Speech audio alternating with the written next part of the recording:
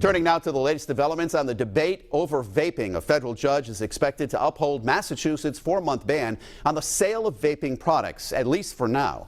Members of the vaping community are requesting a temporary 2-week reprieve from the ban while their legal challenge plays out in a Boston federal courtroom. The judge's decision hasn't officially been made yet.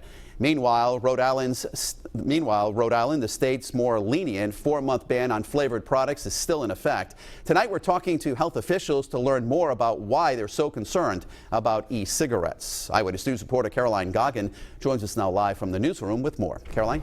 Well, Mike, the health department says 400 businesses in Rhode Island are currently licensed to sell vaping products. They'll all be impacted by this 4-month ban, as will online sales.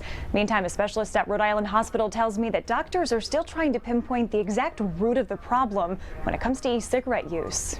Flavored vaping products banned in Rhode Island for the next 4 months. So that our youth, which are drawn to flavored e-cigarettes, can be better protected. Department of Health Director Dr. Nicole Alexander Scott briefing the media Friday afternoon.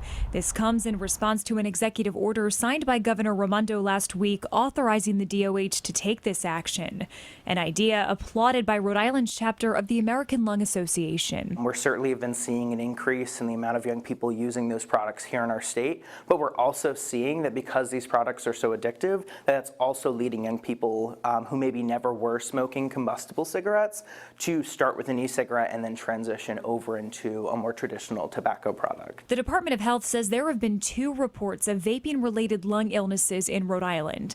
Dr. Barry Shea with Rhode Island Hospitals says he wasn't surprised to see cases in the state and says he expects to see more. But we're seeing this small minority of people who are having issues, who are having this kind of very sudden onset of widespread inflammation in the lungs in response to something that they're breathing in. Dr. Shea says most people who come in with these illnesses have nonspecific respiratory issues. It's often cough, maybe some difficulty breathing, sometimes some chest pain. The Department of Health says the risks associated with e-cigarette use include nicotine addiction, learning, memory, and mental health problems, lung illness, and heart problems. There is a lot of unknown right now. Again, we don't know what it is.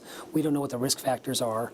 And until we know that and can make sure that these are safe, then we need to really be pulling back.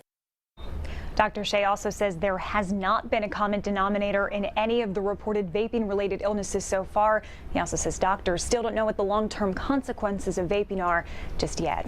I'm Caroline Goggin, Eyewitness News.